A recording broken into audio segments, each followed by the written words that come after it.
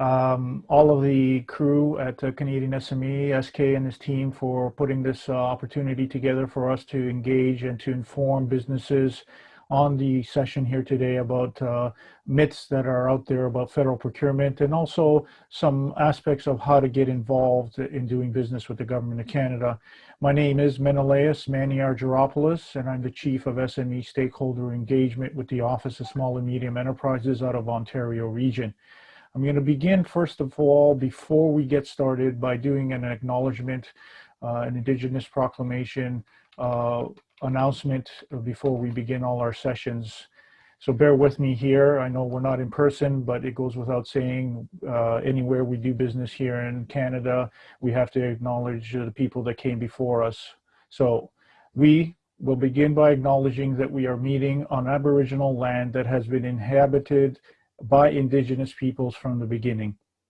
As settlers, we're grateful for the opportunity to meet here, and we thank all the generations of people who have taken care of this land for thousands of years.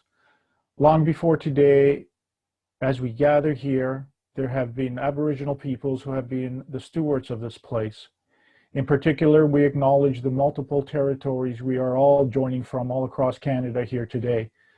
We recognize and deeply appreciate their historic connection to this place. We also recognize the contributions of Métis, Inuit, and other Indigenous peoples have made both in shaping and strengthening this community in particular, and our province and country as a whole. As settlers, this recognition of contributions and historic importance of Indigenous peoples must also be clearly and overtly connected to our collective commitment to make the promise and the challenge of truth and reconciliation real in our communities, and in particular to bring justice for murdered and missing Indigenous women and girls across our country.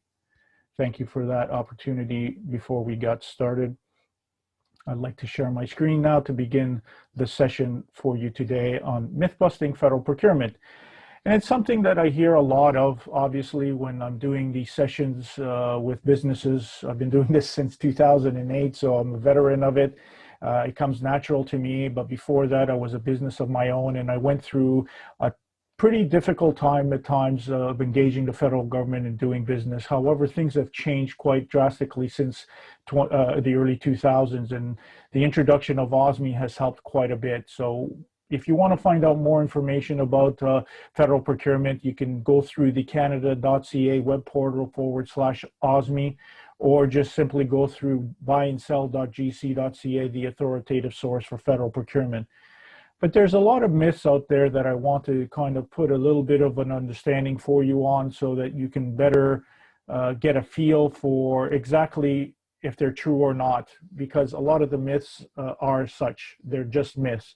And I'm going to dispel a lot of them with some of the details that I'm going to provide you.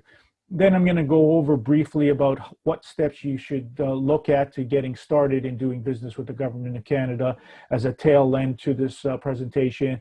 And then we'll have some time to take some questions through the chat. So one of the biggest myths out there is, how much does the government buy?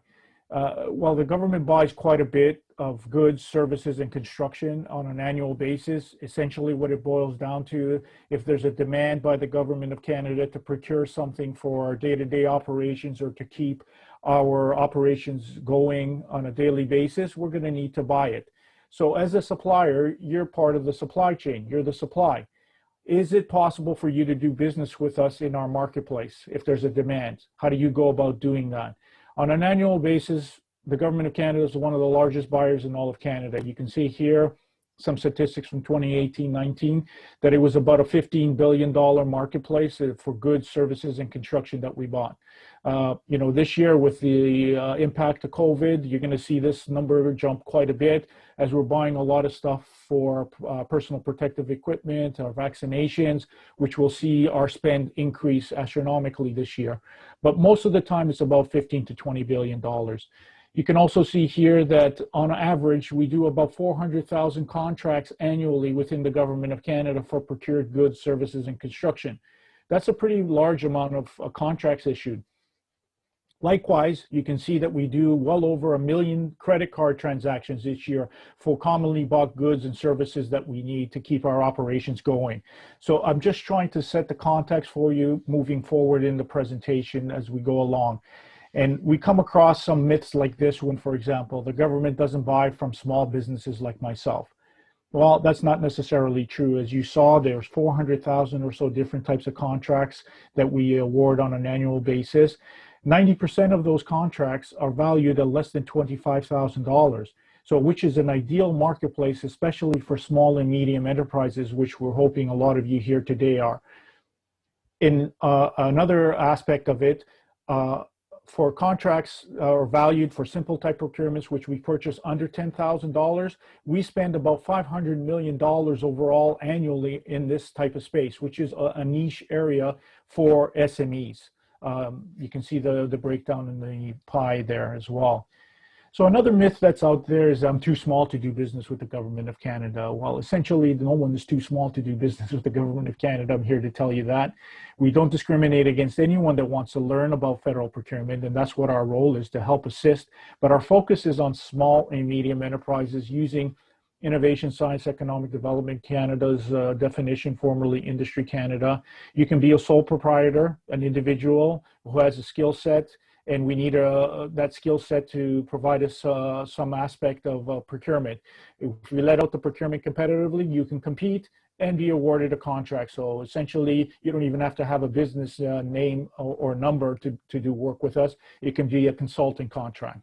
Or you're a micro business, one employee up to four employees is considered micro, 5 to 99 is considered small, 100 to 499 is considered large. So any of those businesses, OSME is here to help assist and inform them about how to get involved in navigating the system so that they can make better decisions in doing business with the government of Canada. Because as we said, it's a very large marketplace and a lot of them are not even aware they can do business with us. So this is why I'm here today, to inform and assist you about all of this. And then above 500 is large companies. And of course, there's a lot of involvement by large companies in federal procurement.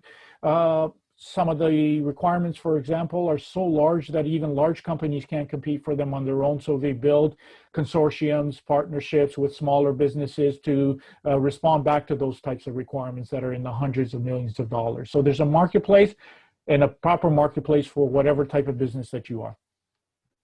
Now, another myth out there is that the government doesn't buy for businesses like mine. You're not. I mean, you might be unique, might be in a space where we don't buy. However, the government of Canada is trying to make federal procurement much more open, fair, transparent, and inclusive to all Canadians, but all businesses all around the world, especially because we're impacted by trade agreements that we have in place. But the focus of recent has been on certain key priority areas, underrepresented segments of society and business, which include green and clean tech type of procurement and businesses, where we want to start looking at opportunities that present a much more greener solution for the government of Canada, obviously to help us reduce our carbon footprint and improve our environment for future generations. So that's an important priority that we're looking at.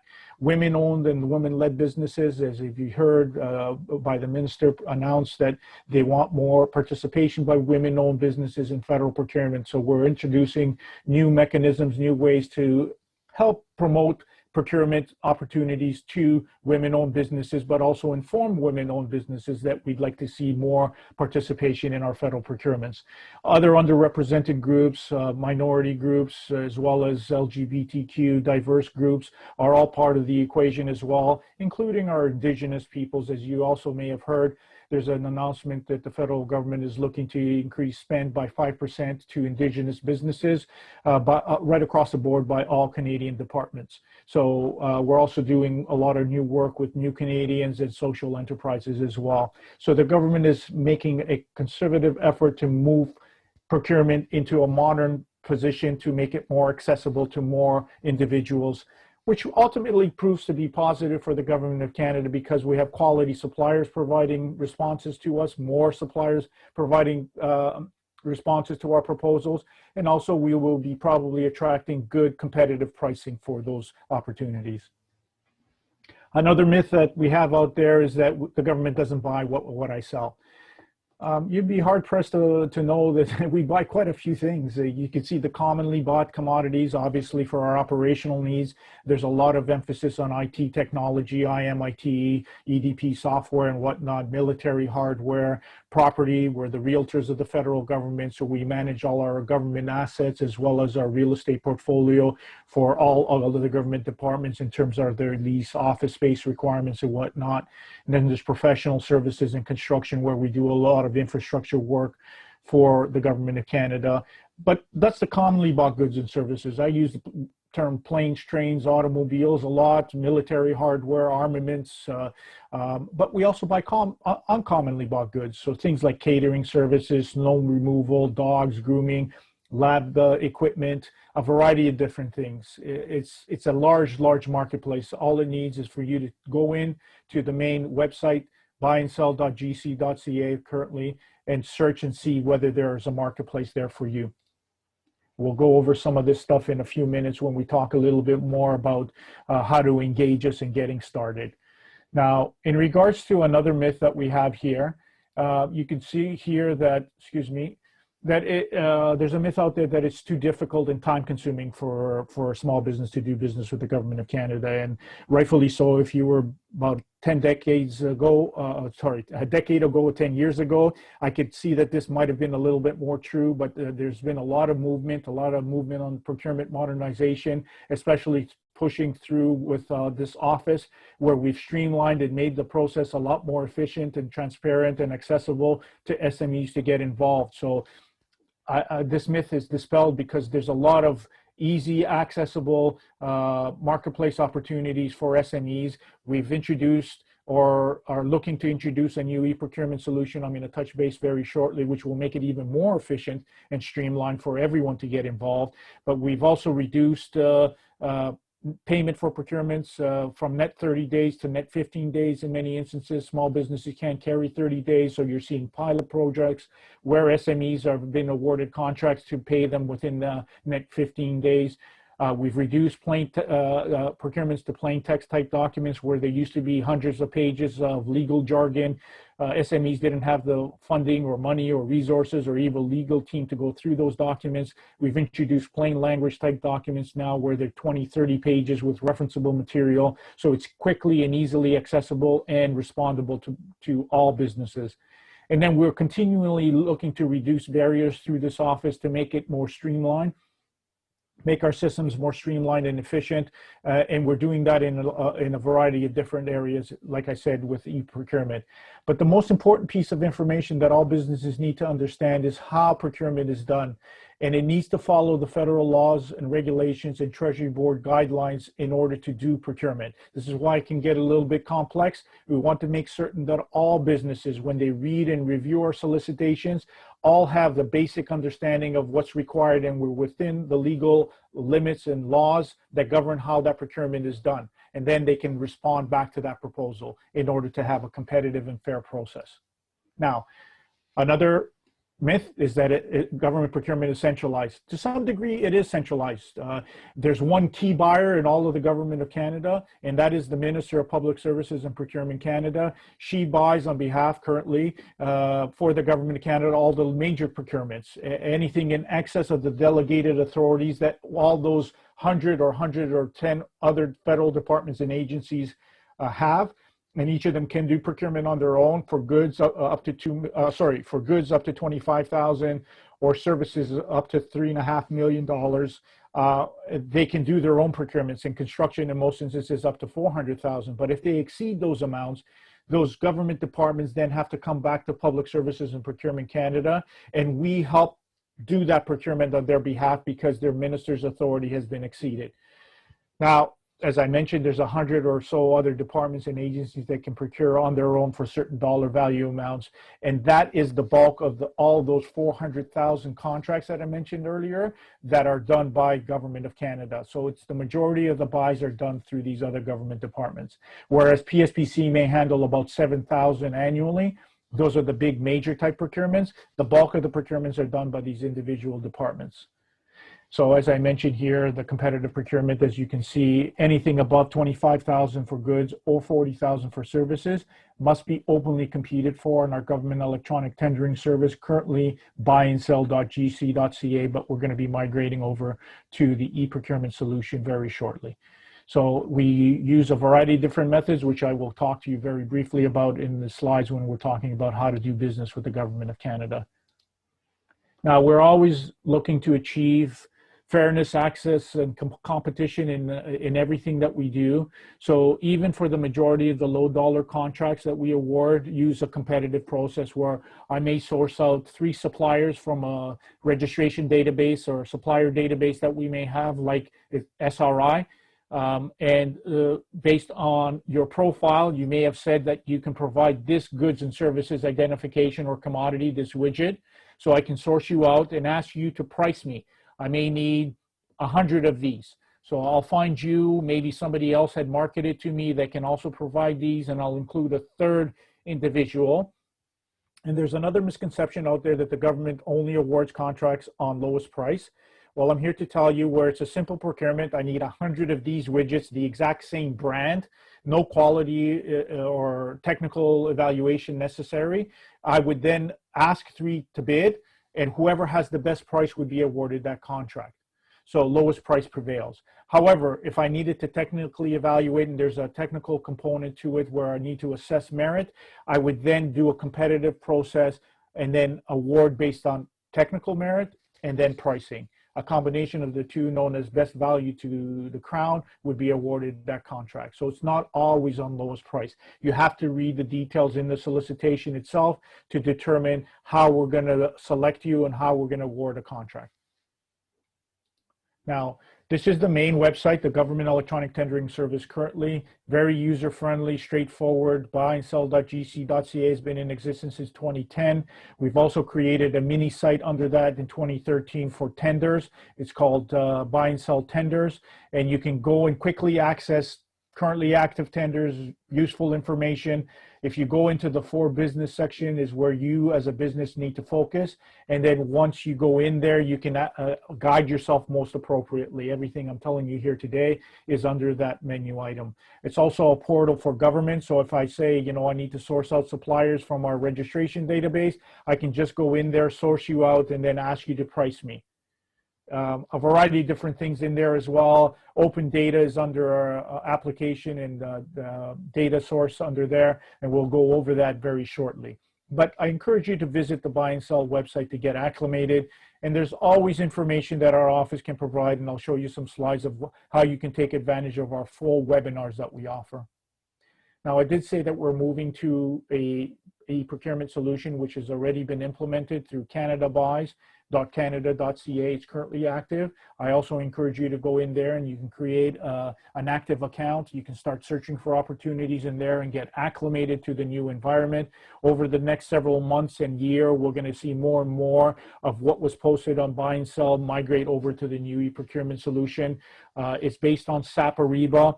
Eventually, over the next several months and a year, you'll start to see more and more of our procurements move there, so you can begin the process by creating your new accounts and getting information and assistance by the e-procurement solutions team, and eventually OSME will be able to help guide and assist you there as well over the next year as we begin to do awareness seminars and webinars in that area as well.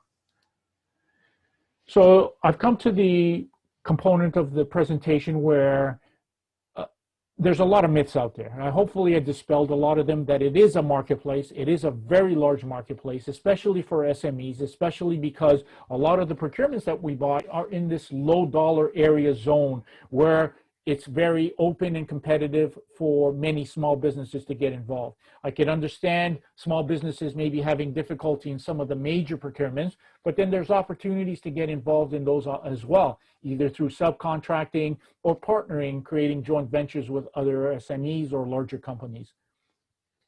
We're all here to help you better understand things. And this is what the role of the Office of Small and Medium Enterprises is to get you better acclimated navigating the system, because everybody has their own journey. You might be early on in your journey and you need to hear everything from the start, kind of be guided step by step. You might be later on in your journey where you have a need to better understand how to respond to a proposal. Well, there's avenues of approach you can engage this office with. So we do this through a lot of information outreach and engagement that we're doing, as well as conferences that we get into, but we also provide our own internal webinars and series of information sessions, which I will highlight very shortly. Now, we also are here to help you reduce your barriers. So if you're having trouble, continuously failing in a particular area on procurement, contact us. Maybe we can help walk you through it. But if it's truly a barrier, we still need to be made aware of it, because if you don't tell anybody, we think the system is more efficient and transparent and open and competitive for everybody. We want to knock those barriers down. We have a barrier analysis reduction unit in our office in Ottawa that helps knock these barriers down and makes it more open and accessible to everyone to bid. So I hope I've kind of dispelled some of those myths for you and kind of put a little bit of base context of how things work, so that, I encourage you to get more involved in it. We do have services for OSME. We're a national organization. We have regional offices all across Canada. We have seminars and webinars now that are offered right across Canada on a variety of different topics. I'll explain some of those as well from the regional perspective at the tail end of the presentation. If you're from outside Ontario, please go to buyandsell.gc.ca, look at the events calendar to access the appropriate opportunities and offerings that are in your area. Certainly it doesn't matter if you're in BC, you could still take an Ontario session and get the same information, whatever suits you best. We also have one-on-one meetings you can establish with us by sending us emails or booking appointments online in our web portals. And there's also a national info line that can help guide you and give you assistance on the larger scale sort of things on how to register, the fundamentals and whatnot. And then again, through canada.ca/OSME is how you can access us. So at this point, you hear me talk about those opportunities, a lot of myths out there. Now, what happens if you decide, hey, you know what, maybe I should start thinking and looking into what I can do and how best I can get involved.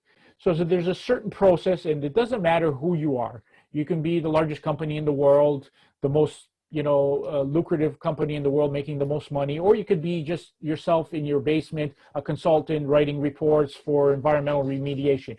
If we have a demand, we're going to compete for that, and it gives opportunity to any individual to get involved in doing business with us. The very first thing that we recommend as an organization, as PSPC is the common service provider to all procurement in the Government of Canada, we suggest you begin by registering on our supplier database. You can go to SRI through buyandsell.gc.ca under the For Business section and click on Register to become a supplier for the Government of Canada. The session will open up and it'll tell you, you need to do some information for us, put in some details, confirm who you are. If you are a business, you will have a Canada Revenue Agency business number, a 9-digit number. The same 9-digit number that you have with CRA will be put into this form. You'll stipulate what your official business name is. So for example, maybe you're Mary Jane's Plumbing now, but maybe when you registered, you didn't have a business name, so they provided an arbitrary name, Ontario Inc. 12345. Put in your official business name because we're going to cross-reference it with CRA's data sets. Pick a username and password, put in some contact details and submit it. Once you submit it, we'll cross-reference CRA, and then automatically, if you're in good standing and you are the business that you say that you are, you'll get back in a matter of minutes a new procurement business number to do business with the Government of Canada, and you will have created a new account because you picked a username and password, which will then allow you to go into that account and set up your profile. Remember I told you if you can provide this widget, I'll source you out from a supplier list. This is that supplier list. It's called SRI, and you have a procurement business number. Once you go back into that account with your username and password you created, you can then go in and pick this commodity code for this widget. If you provide this widget, it could say GSIN ABC123. If you can provide that, you would select it under your profile.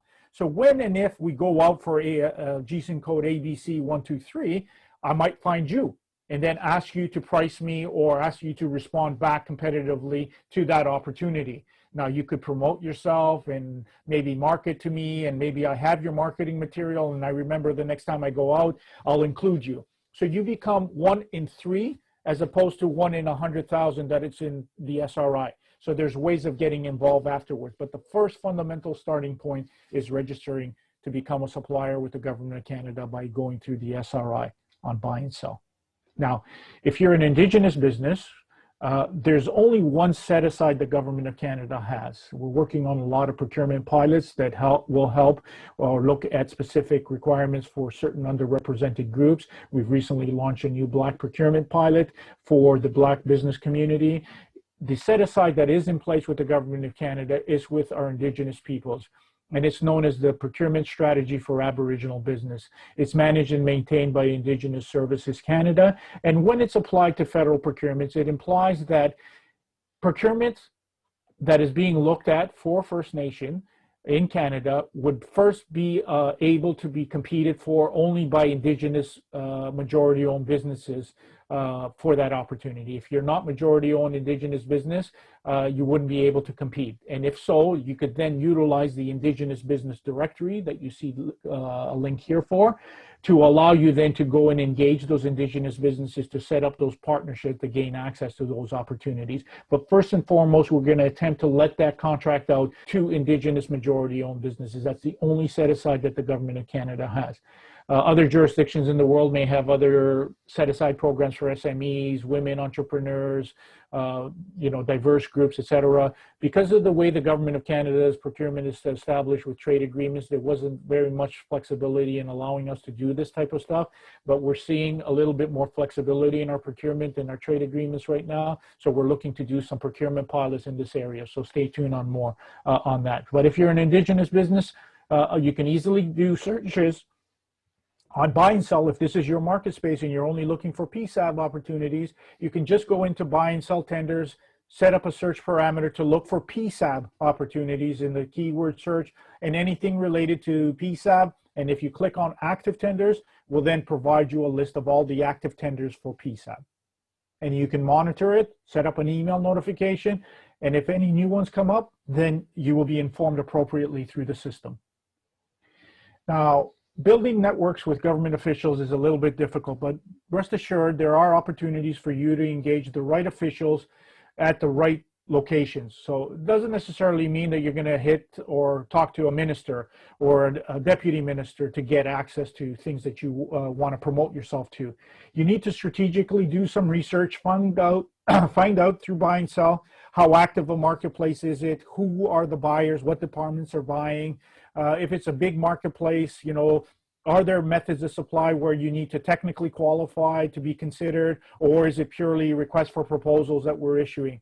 All of these things can help determine and shape how you best look at promoting yourself to the right individuals. So you need to really consider how to distinguish yourself from the crowd. But again, there's limits to this.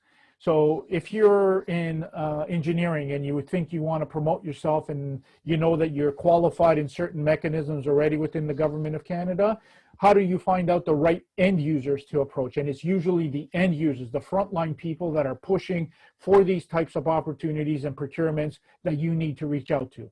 So people like at the front lines, like a regional manager or director that's in authority to purchase for their organization, and would be looking for those types of goods, services, or in construction. It may be a simple email saying, hey, you know what? I'm in SRI, I'm qualified in this standing offer for architectural services and engineering. If you do go out and you have a need, here's my organizational brochure, and I'm qualified here for your consideration. Now, a lot of the times, government officials may be able to suggest some suppliers be utilized in some of the competitive contracts. Other times, the system provides it to them. So rest assured, as long as you do your due diligence and inform people, there might be an opportunity to reduce yourself to a smaller group of suppliers that responds back to that. But if there's mechanisms already in place where we pre-qualify you, there's terms and conditions that govern exactly how we're going to select and how we're going to award a contract, so you're subject to those. So no amount of, promotion or marketing will help you in those opportunities. So again, it's properly getting involved and properly identifying yourself to the right end users that will be or show you, benefits in this regard. Keep that in mind. So some of the things to consider in this area: knowing your business, know who your clients are, knowing how competitive you are, how big a marketplace is it, are we buying from current suppliers currently? If so, is there a technical qualification method of supply that you need to look for on buy and sell so you can respond to try and qualify? If so, we can't do business with you unless you're qualified in that procurement. So those are known as standing offers and supply arrangements. I encourage you to take our second seminar on that, and also our third seminar, which goes thoroughly over what those are.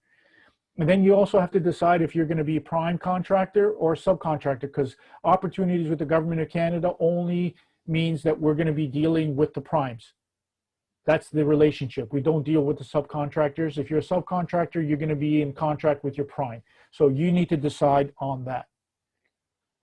You should get involved with other organizations. If you're an engineer, I'll use the same example. Maybe it bodes well for you to become a member of the Professional Society of Engineers or some other engineering group out there, because whenever we do major procurements or consultations in certain space, we would go through these organizations. If you're not involved with them, you might be missing out on all these things. Also, for larger type of procurements, thinking a little bit outside the box, if we have or implement the industrial and technological benefit policy, if you want to find out more information about that, I encourage you to go and learn more from FedDev Ontario or Innovation, Science and Economic Development Canada, as they may manage and maintain that policy. But when it's used within federal procurement, what it implies is they're mostly for major procurements in excess of $100 million for military, or over $30 million for some procurements, general procurements. What it means is we know there's likely no capacity in Canada. So in order to try and encourage multinational organizations to utilize Canadian companies, we put the ITV policy on it to encourage businesses then to build in sections of their proposal utilizing subs from Canada to let out that work. So 100% of the value of the contract, if they let it out to Canadian companies, it may not be the total value for one contract, but it might be subsequent other spin-off opportunities for the Canadian companies, but valuing the total of $100 million, then that work stays in Canada. And companies, international companies, build that into their proposal to gain 10, 15, 20% additional points to win that contract. So from your end as a supplier, how you get involved is you look for these larger opportunities where they're going to have announcements or industry days where all these primes are going to congregate. A lot of subs go to that as well, to then meet up with the primes to engage them in these opportunities. And this can be quite lucrative if you land some good subcontracting opportunities. So these are known as tier 1 or tier 2 or tier 3 opportunities.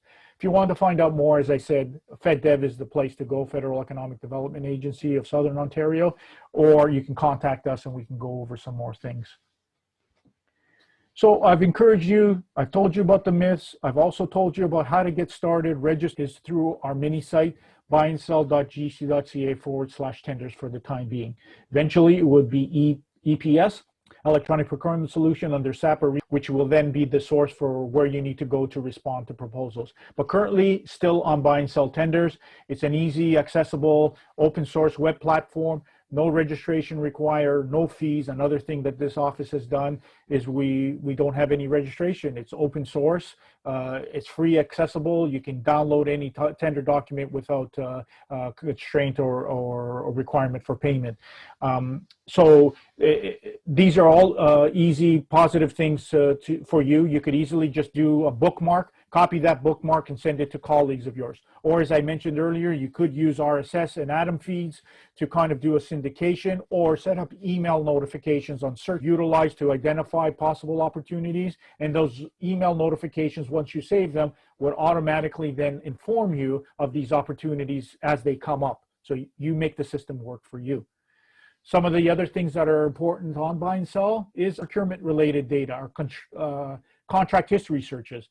Why is that good for you? Well, essentially it paints a better picture of how active a marketplace it is, how much we're buying, what key departments are buying. If you're seeing 3 or 4 key departments, that's your marketplace. You wouldn't waste your time looking to market or looking to engage. Or if you see that it's a small marketplace, not a lot of stuff is being bought, maybe you might decide that this isn't right for you. Maybe you want to look at some other aspects of your service delivery that may be more active. So it gives you a lot of insight. And we have historical data going back as far as 7 years. In and above that, there's additional data source in buy and sell called open data, where all these other 100 or so federal departments are posting all of the contracts that they've awarded, 300,000-400,000 of them. And that could also paint the picture for you of a marketplace that is for these low dollar opportunities. And that can help give you the business advantage that you need to make better business decisions. Now, is open web portal, but eventually when we migrate over to EPS, everything will be searchable and through the EPS solution. Some of the most commonly used methods there's registering an SRI is just a starting point. Then you have to identify if there a marketplace for what I'm selling. If you identify your GSIN codes, you can then filter your searches on buy and sell tenders for those particular GSIN codes. If it's a professional service, for example, you may need to also consider if it's less than $105,000 currently, we have a mechanism called Pro Services, which is a supply arrangement that indicates that if you want opportunities for the Government of Canada below that threshold, you'll need to qualify technically first under Pro Services, because only through there would we be looking for suppliers. If you're not qualified in there, you won't have access. So in and above just registering an SRI and searching and making bookmarks, you may need to also take this approach and qualify for low dollar professional services under the Pro Services umbrella. They include both IT and non-IT, about 154 different categories and streams. And then the IT components are the task-based informatics professional services. So then you go into other supply arrangements to technically qualify that need more experience, more requirements for you to qualify. But these are for opportunities up to $3.5 million or $3.5 million and above for the larger opportunities. And then tasks and solutions are for all of those categories where it's non-IT related. And again, same type of thing exists. It could be a standing offer or a supply arrangement. I encourage you to take our second seminar where we go over what all of these other methods of supply are and how you can look to qualify for them. Other things that this office has done to help modernize procurement and also make it more accessible and streamlined and efficient is a collaborative initiative that we've introduced with our other levels of government within Canada. So the provinces, the territories, the regions, the municipalities, the school boards, all of these groups, we've come together, and through our office and this Canadian procurement, collaborative procurement initiative, we're encouraging those lower tier governments to look at these mechanisms that we've established, these standing offers to start off with, and potentially moving to our supply arrangements to allow them to utilize and select suppliers from those lists. Instead of them going out and creating their own lists, ones of, asking suppliers to also qualify in those methods of supply, suppliers can qualify in one central standing offer and be accessed by all levels of government. Much more efficient, much more streamlined, gives the lower tier governments access to all of these suppliers that have completed and qualified at the federal level, which also then moves towards more competitive pricing for all levels of government and quality goods at the end of the day. So if you're not aware of this, contact us. But if you're dealing with other jurisdictions out there, like municipalities or school boards or hospitals, let them know that this program exists, and they can contact our office and we can engage them to see about whether or not they're interested in utilizing our methods of supply moving forward. Again, another aspect of modernizing procurement. Sometimes we do non-competitive, and when these happen, there's obvious reasons for them. It could be a pressing emergency where people's lives are at stake. I'm not going to waste time, 4 to 6 weeks to do a procurement, another week or two to evaluate and assess and award a contract, and then what? By then, people's lives are gone, and the emergency may already be over. It's inefficient and improper for us to do that. What we would do is we would award a contract non-competitively, like let's say the Fort McMurray fires or the ice storms, natural disasters, and whatnot. I'm not going to waste that time. I'm just going to say company A, B, and C, please go out there and put out those fires. I'll pay you for it. It's in the best interest of Canadians for us to go out and do that if we're involved at the federal level. Or it's not in the public's interest, where it's a national security, you know, heightened threat of terrorist attacks at our airports. I have a new solution, a new system that I can introduce. I'm not going to run a regular procurement to allow the bad guys to know exactly what we've integrated into our security. Because it's open competition, we would need to divulge what it is. So if it's not in the interest of national security, we won't compete it. We'll say, okay, company X, please put those in our airports to deter the threat. And we would do that without competing it. It's less low dollar value. It's simple type of procurement. Maybe it's a cost overrun in some of our projects. Up to $100,000 for architectural and engineering services are allowed. And then we could issue a sole source contract to have company A finish that off. Instead of running a competitive contract, trying to find another supplier who then would need to finish off what company A did. So, or if it's less than $25,000 service contract, it's something simple, very straightforward. I may be able to issue a sole source contract. But even there, we strive to do some competitiveness to it. And I'll talk to you about that in a second. The last one is also one supplier is known. So as I mentioned, sole proprietors of business consulting, you're a leading authority in the world in something. Who am I going to go to? I need you to do that report for me. I'm going to issue a sole source. I'm going to say I'm going with company B. They're the ones that are a leading authority in the world. I need it done. Copyright, license, patent, or I have software. I need that software. Your company makes that software in the world. Only ones in the world. I can issue a sole source contract for that. But even so, we strive to achieve fairness, access, and competition by issuing an advanced contract award notice for that example. For example, a simple service contract less than $25,000. I don't know if this person is a leading authority. I think they are, but I want to be certain that I'm doing this right. I'll post an ACAN on buy and sell tenders, letting the world know, hey, I'm coming into sole source with this company because of these reasons. If you can show me a statement of capability that you can do exactly what we're saying here, we'll stop that sole source and do a modified RFP right away to issue a contract within a week or so. But it would be competed as opposed to sole source. But if we still see that there's no capabilities by anyone else out there, we'll issue that sole source. And these are posted on buy and sell tenders as well. If you want to consider helping yourself in helping shape federal procurement, you can also set up searches for your commodities for requests for information or letters of interest. This is when the government goes out to the business community and asks for feedback to let us know what should we be considering in future procurements that we're going to be doing in this commodity or space. That's your opportunity then to voice your opinion and say, hey, you know what? You guys have been doing it wrong for a long time. You really need to get modernized. This is what you should be looking for. This is what you should be considering.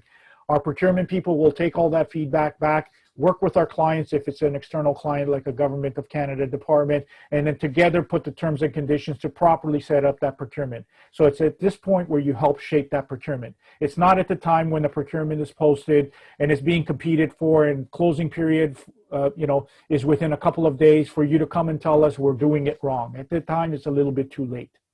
So there's mechanisms as well for you to get involved in shaping federal procurements as well.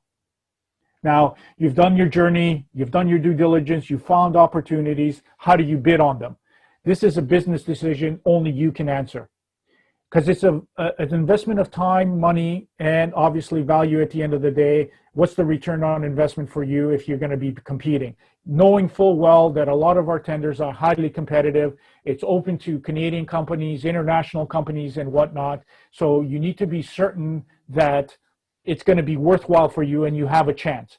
At a minimum, you need to meet what is known as the must-haves. So if you want to assess a solicitation, an opportunity, take a look at the document and see if it has any must-haves, because these are things you need to check off entirely in order to complete or compete further in the competition. If you can't meet one of these conditions, chances are you're going to encourage you to make certain that you look at the must-haves to begin with. And if you can meet the must-haves, then you decide to continue on and write that proposal to finish things off. But at least here you can check. Maybe here at this time you can say, hey, you know what? I can do about 80% of this, and I check off 5 of the 6, but I need somebody else to do the 6. Maybe at this point you can decide to go after a subcontractor to fulfill that need, and then you can still apply for that opportunity, but your solution will include a subcontractor solution. Just letting you know that it could be a variety of ways that you get involved. So just some key things to note when you're bidding, and there's a whole session on bidding on opportunities the second week of the month.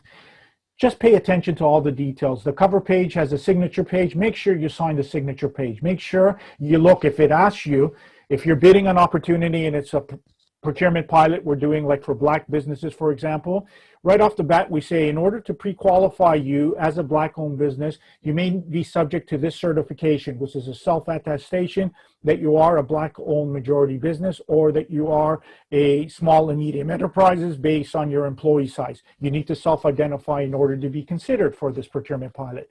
Should you not submit those, then you'll go into the regular stream. However, if you do submit them, then you'll be evaluated for that as a social procurement.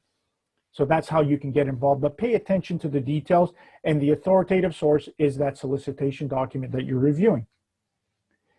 Submitting your bid, have others look at it, obviously sign and endorse it. Again, I encourage you to take the second seminar. It goes through all of this. But again, once you're ready, you have to follow the terms and conditions that are in that document and respond back appropriately. Sometimes they may need you to acquire security clearances, and security will be on the document itself. If there is security requirements, the Contractor Security Program has a form that is issued through an active procurement known as a Securities Requirement Checklist. Any security requirements need to be in place. So you would then look for this right away when you're looking at opportunities. And if there's an SRCL, you would submit it to get approved or get the process started, because it takes about a month and a half to get your reliability status, which is DOS clearance, entry level. For the high-end security, facility screening, and top-level secret, it can take up to a year. So it could take a long time. Get into it and make sure that you can apply to it appropriately. You'll be subject to electronic fingerprinting, as all suppliers are currently. Even employees of the Government of Canada are subject to that. Mandatory credit checks will be done, as well as a secondary level of screening. Much more things. So at your leisure, when you get these slides in the next few days, we're going to be coming out with a feedback form and a link to the slides, asking you to provide us feedback, and then you have a copy of the slides for yourselves as well. So follow through on the contract screening. We do offer contractor security screening sessions the fourth Wednesday of every month through our office in Ontario region. You're welcome to attend those. But always stay on top of how procurement is modernizing. There might be some changes to contractor security. You might want to look on their website as well, and the information was there for you. Now, there's also a fraud tip line that you need to consider as well. And when we get to, if you suspect fraud, you can easily submit to it. Ultimately, I'm giving you a lot of information, but I want to encourage you to do things on your own. Potentially, you may be successful in winning a contract. Don't begin any work until you actually have a signed document from us endorsing and saying, yes, the contract is signed, we're in contract, please proceed with the rest. Don't do any work before then, because if the contract is not signed and something happens to it, we cannot pay you for that work. Once it's signed, you produce your documents. It could be a purchase order document saying, here's the quantity, the volume, the price, my PBN number is on here. We issue the invoice, we sign off, you deliver, we pay you net 30 days after receiving the goods and or service. Works. So OSME, Ontario region, OSME across Canada is here to guide and assist you in your journey. These are the sessions that we offer on a regular basis throughout the month on every Wednesday. The fundamentals is what I generally went over here, but it's a 2-hour session to put things into context. Bidding and opportunities is how to read a solicitation document, what sections are important, how to respond to it, how to understand how you're going to be evaluated and potentially selected and awarded a contract. Supplying professional services talks about all of those different standing offers, supply arrangements for professional services, and how they would impact how you get involved. And then the fourth Wednesday of the month is on security clearance. They've all been strategically organized to help you learn as you go along. The first one first, the second one and third one, but you can take any one of them. But we encourage you at least at a minimum to get the context. You can then contact us for one-on-one appointments or set up 30-minute sessions, either by booking online with OSME Ontario region or sending us an email to book an appointment. We have regional offices, as I said, all across Canada. Our regional offices are here. Ontario is located in Toronto, Atlantic in Halifax, Nova Scotia. For all the Atlantic provinces, Quebec is in Montreal. Outside the Gatineau area, National Capital Region is Gatineau and Ottawa area in the National Capital Region. Western is in Edmonton for all of the Western provinces, including Nunavut and Northwest Territories. And Pacific region is in Vancouver for BC and the Yukon. All very good offices that can help you. I'm not sure where you're joining us from today. Our registration indicated we had a good cross section from all across Canada. So I encourage you to get in contact with your regional support lines. And at this time, just going to end by summarizing out there about federal procurement. Do not be discouraged. It is a marketplace. It's a lucrative marketplace if you get involved. If you don't get involved, then obviously it's not an opportunity for you. But take a look, invest a little bit of time. Some people find it frustrating. Come to OSME. Let's work it through, see where we can help you along your journey. We're here to bring you at least to the front door. Okay, then you'll need to make those decisions on how to move forward, whether it's bidding on opportunities, qualifying in opportunities, or simply for subcontracting opportunities with others. So at this point in time, I'll pause here and I'll take some of the questions that that you might have. Question is do we add our company at the buy and sell website? Yes, I encourage you to go to buyandsell.gc.ca. Look at the SRI to start your registration and create an account. At least you'll have a procurement business number. At the same time, because we're now transitioning into the new electronic procurement solution, you might want to go to canadabuys.canada.ca and look to create an account in there to be prepared for future procurements that are going to be migrating over to that. I encourage you to look at both avenues here. Certainly for the foreseeable future in the next few months to a year, Buy and Sell will be working in tandem with Canada Buys. You'll see more and more solutions and opportunities on Canada Buys, and eventually Buy and Sell will sunset. Until we get to that time, though, you might be seeing opportunities in both. How can we find prime contractors? Good question. So I'm still sharing my screen, I believe. I'm going to go to the actual buy and sell. So if I go to opportunities on buy and sell tenders, this is how the site actually looks. For businesses is where I told you to go. If you go to register as a supplier, you can begin your journey by registering. But if you're just wanting to search for opportunities, here's the tenders website. I can click on active today and get access to all of the tenders. But let's just go into one of these and I'll show you how you can look for subcontracting opportunities. If I click on here and go to this first request for proposal, for example, this might be new. What happens is there's an automatic link up here that says list of interested suppliers, terms of use. It's a self-identification component to every procurement that we post that allows businesses to self-identify themselves as wanting to do subcontracting or partnership opportunities. So if I click on this one here, it may indicate, so right now there's nobody listed on here, but it would be somebody that's listed here. And people would be adding their names on there, and you can reach out to them because they've self-identified themselves. So I encourage you to go back into into buy and sell tenders, and maybe some of the older ones might have opportunities for you to click on and see if there's any partners.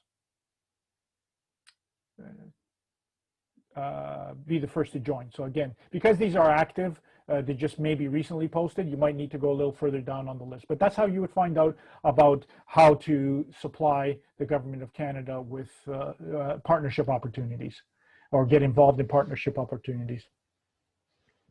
If it's for this one, I'm not going to spend time on specific things here, but we can take this offline. But like I just showed you, if you go to that solicitation and click on that list, see if there's any partnership opportunities. And if not, you could be the first one to post your name on there. Is there any seminar specifically for technological and professional services? Yes, it's called Professional Services, Supplying Professional Services to the Government of Canada. And that's the third Wednesday of the month. As I mentioned earlier, this one here, the third Wednesday of the month. And you can get to these by just simply, where you went to register for our session here today.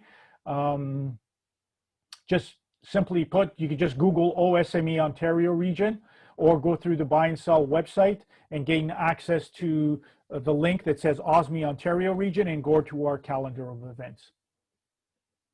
Okay. And these are the sessions that are usually the green icons. Now, the bidder must hold a valid organizational security clearance as indicated in Part 7 model. How do I get that? If this is a specific requirement within a specific solicitation, the only individual you can ask technical questions to is the contracting authority that's on the cover of that solicitation. So if I go to buy and sell tenders again, let me just minimize this. I don't know, the spare part one here. You need to ask the question to the contracting authority that's listed on here. So, wow, that's a lot of stuff in this one. So here, Christina Vida Brugito, she has her email address, and you can ask to clarify the situation with her as to what this implies. Most security clearances imply that you need to submit to the securities requirement checklist that's on that document, or that department or that contracting authority can act as your sponsor to get you cleared.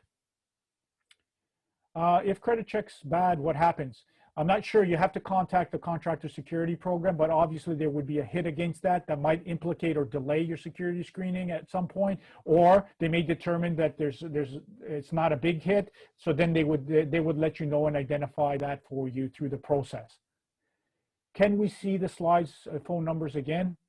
You'll get a copy of all of these slides. Don't worry about not seeing them. We're pressed for time, obviously, to finish on time. But again, you'll get something from our office, OSME Ontario region. Everyone that's attended here today will get a quick feedback form. It takes you 30 seconds. When you click on the submit button, it'll give you access to the link to download these slides. And if there's any one out there, I know SME, Canadian SME, will also post this as a recording, and it will be downloaded. When will the slides, when will the site for Black-owned businesses be launched? That's a different program entirely. So there's a new Black procurement pilot being done, but the Black procurement, the procurement pilot for Black businesses has already been launched, and there's some that have already been put out there. In Ontario region, we had 4 of them that have been launched. Others are continuing. The pilot will continue for the next little while until such time it will stop, and then a lessons learned will come out of it. Eventually, it might come back to it, or other pilots in other areas will be looked at as we're looking to identify ways to better improve access to these underrepresented businesses. So stay tuned on that. But if you want to find out more, please email us at the OSME mailbox where you received our email notifications, or the one that's on this slide at the bottom. Do government tenders get placed on MERCs? No, not necessarily, but MERCs takes all of the free links that are on buy and sell tenders and posts them on their website for their paid subscribers. So if you have a paid subscription with MERCs, that's fine. That's your prerogative. You may need it for a variety of different reasons. If you're searching for Canadian contracts, right through their site, it will then redirect you over to buy and sell. But they're free and accessible by just going through buy and sell tenders. Are the results on tenders posted, meaning who won? Yes. After award, about a week or so, depending how complex the project is, eventually something will be posted on buy and sell tenders as a contract history award. And that award will provide certain details only, no proprietary data. So who won the contract, what department issued it, the value of the contract, and the duration of the contract. At least this way you can determine, if you were part of that and you weren't successful, exactly who won that contract and what the value of it was. Now, after every opportunity, when people are bidding, if they've been found non-compliant, you have a recourse mechanism to follow up with that contracting authority to do a post-award debrief. And they'll tell you where you've gone wrong, but they won't divulge how well you've done against others, okay? Just note that that's possible. I know we have a shortness of time, but I want to give opportunity here. If I don't answer everything, I'm going to ask that SK, allow us to, bring these questions back and potentially answer them for you. But I see here there's quite a bit of questions remaining. So SK, I'm going to leave it to you. It's now 1:30. If you want us to tackle a few more, we can. If not, we'll take them back and we'll try to answer them.